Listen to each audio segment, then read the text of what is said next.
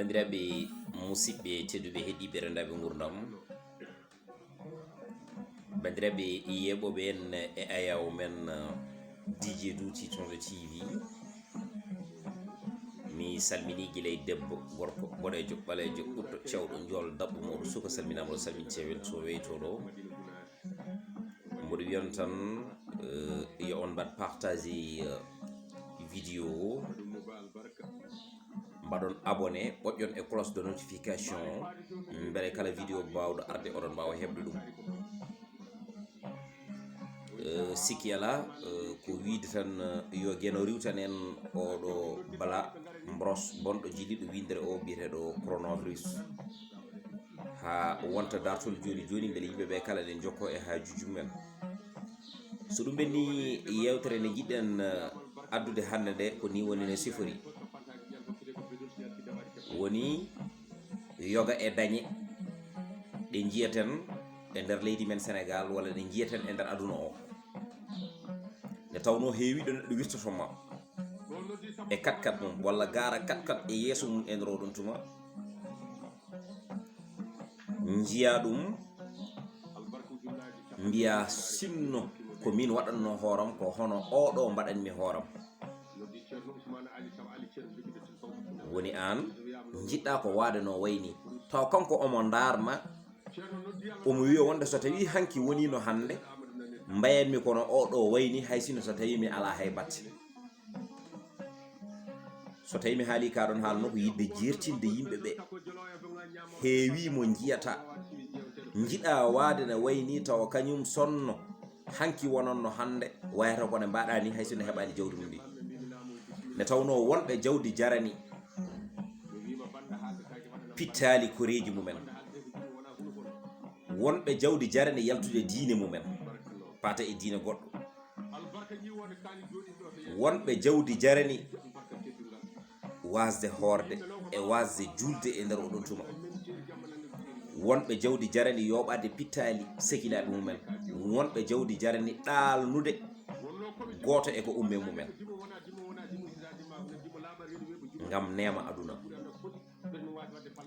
So jaranima tigui rigui ha joni wossade hoorema, wasde wonde ko poɗɗa wonde ko, gacca ko gonnoɗa ko, gona ka fotani wonde ko, a tawrani yumma, a tawrani bamma, yumma tawrani yummum, tawrani bammum. Beele aduna ene jari ɗum, te gueno o fawata haajande makko tan komo yiɗi, kadi ko mbewa wurduno ha fini fuɗi ware ko ene wawi wurduno noon ha maya. Ko ɗum waɗi noon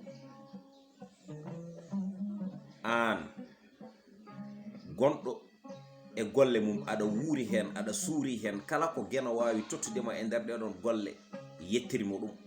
Ne tawno so tawi neɗɗo ne yawa tan wonko dañi, holko tagui mi wiɗo so tawi neɗɗo ne yawa tan wonko dañi. An gurɗo aɗa selli o, hay sino so tawi a wattima a hirtotako, hay sino so tawi a hirtima a haccittako, won mo gandanɗa hoorema saɗa ñaama ko rapport aji ñamrata nana leeli e dow leccel mum hôpital, ene wiya wonde sonno mi dañalno sellude, hay sino so tawi mi ala ko ñaami. Mboɗo yiɗi won gonduɗo e joom suudu mum ene faggo tigui rigui sukaɓe, ene waɗa tañanka bilanka so tawi ko gosi fattinta, walla so tawi tigui rigui ha joni ko ma yelone ñaama, kono kam ene jogui ɓesgu janggo e jaam so tawi suuɗima leppi leydi wonko ɗacci caggal mum. Ne tawno so tawi neɗɗo wuuri jibinani, so maayi, so tawi tigui rigui ha joni o ɓooyi e leppi leydi, sa renaki omo wawi yejirede e asma. Nde tawno ko ma jibina ne inde jomum inne joftine e ma, on so tawi jibini tigui rigui to wawi rewde foof sone askine joftinte koye ma. Wadde noon so tawi neɗɗo wuuri wodi ko ɗacci tan ko mawɗum, eɗen nana fulɓe ne mbiya ɗum ko mawɗum. Ko ɗum waɗi noon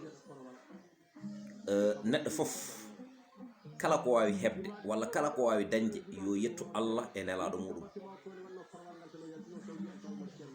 Nde tawno heewiɗo neɗɗo heewi jawdi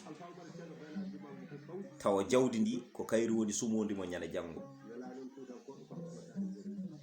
ɗum woni neɗɗo daña jawdi wasa naftorade jawdi ndi dañi ndi.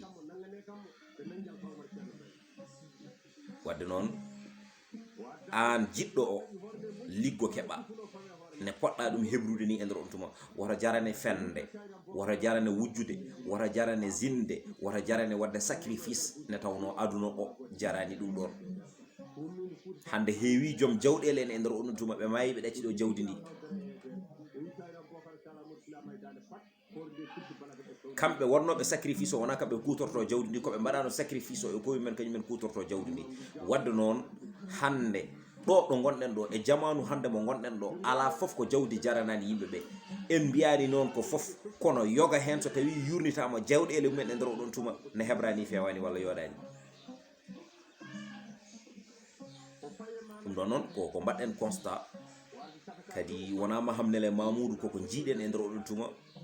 yimɓe ɓe gandanɗa hoorema kañumen ko jawdi tan tinni, kala ne jawdi hebloto e nder oɗon tuma ko ɗum ɗon wonata fandare mumen. te kadi aussi kala neɗɗo mo jiiɗa mo gandanɗa hoorema ko jawdi woni e hakkille ma, kala ko mbawɗa hebde e jawdi tigui rigui a yondikinta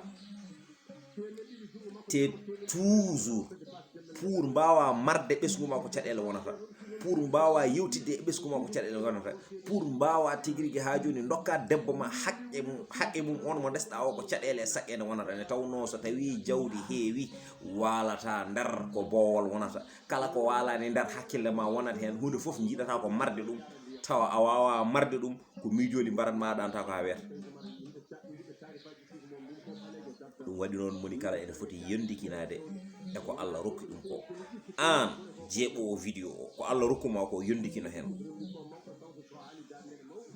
ko Allah rokkuma ko yondikino hen. heewi mo jeeɓata taw ko kañum yeɓanma, heewi mo jeeɓata taw ko kañum yeɓanma. aɗa yiya ɗum jamma e ñalawma wontanma darogal ɗe yeeso ma ɗo e nder on tuma, sa yi ɗum mbiyata ko ha me wari kam, taw kañum so yima wiyanma ko ha me wari ɗum.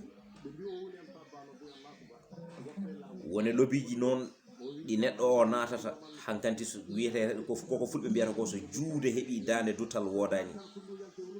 franc-maçonnerie nana ɗo hen eɗen gandi yillima windere nde kala nouvel ordre mondial, enen foof eɗen gandi ɗum ɗon. te aɗa andi wonna neɗɗo natirta hen e natgol ngol neɗɗo natirta hen gol, sa naati hen e nder oɗum tuma wona ɗum yaltintuma hen, aɗa wawi lorade, lora hen ko umme ma. ɗum enen fof eɗen gandi ɗum ɗon. eɗen jii kadi lobiji ɗi gandanɗa hoorema ko lobiji debbati gorkati e nder windere nde, enen kala eɗen jiya ɗum, eɗen gandi ɗum, eɗen paami ɗum no hannirta ñamma. ɗiɗo gueɗe fof ko gueɗe aduna yankoje, ala ko ummini ɗumen so wona bonnude diine ma an mo gonɗa o. ɗum noon a yiyata kono bonna diine ma mo tawruɗa jinnaɓe ma tawri jinnaɓe mumen ha yetti nelaɗo Allah sallllahu alayhi wa sallam. ngara jomumen ƴettuma ne mbanma influencé ne nannuma e nder diine goɗɗo sababude koporeje. ɗo mo jikki koko gasata, mo jubbi koko gasata, ala ko gasata so wona laamu gueno. ɗum waɗi noon won neɗɗo pinowo tan sikka wonde kañum ko kañum findinta hoore mum, ko kañum ɗanninta hoore mum e nder on tuma, hay so tawi janggo e jaam yonti suuɗade leppi leydi ko kañum waɗata hoore mum. ko ɗum tagui noon jomum wasa miijade hay batte, hay hunde ala e hakkille mum kono wiye kulhuli, kala ko wela ko ɗum woni ko waɗata. ɗum waɗi noon jawdi aduna jarani sacrifice, jawdi aduna jarani tigui rigui accude diine mum, jawdi aduna jarani war hoore, jawdi aduna jarani tigui rigui ha joni fenade fentade hirgueji tuuma, jawdi aduna jarani yeyde neɗɗo o nde tawno eɗen jiiya yeeyoɓe sehilaɓe mumen sababude jawdi aduna. ɓeɗe jagga sukaɓe ɓe jahani jeeyoya ngam terɗe mumen e organe uji men e nder tuma guitteɗe jahani jeeyoya ngam hebde tan jawdi, miijaki janggo e jaam ko mayoɓe. bandiraɓe,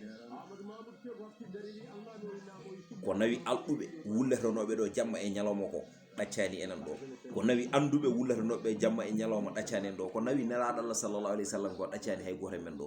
ɗum noon ɗo enen kala ken hoɓɓe ken arɓe ken hotoɓe en garani hodde ɗo jogui tan ko dawal mum. yurmede Allah noon ene humtidina to banggue aduna, kono yurmede ene hertinde wonande julɓe toon to watan lakara. ɗum waɗi noon kala badnoɗo sene wawi ruttade yo ruttu gila e joni. Kala mo waɗani miijunoɗo wadde yo ɗaccu ne tawno ɗum ɗo wona ko malat ma ko manat ma, ko malat ma ko e ko manat ma ko so ari suɓo ko malat ma ko gacca ko manat ma ko ne tawno malu dusere ha lagara kono marore haɗi koye aduna. ɗum noon hamdino eko gueno rokkuma ko.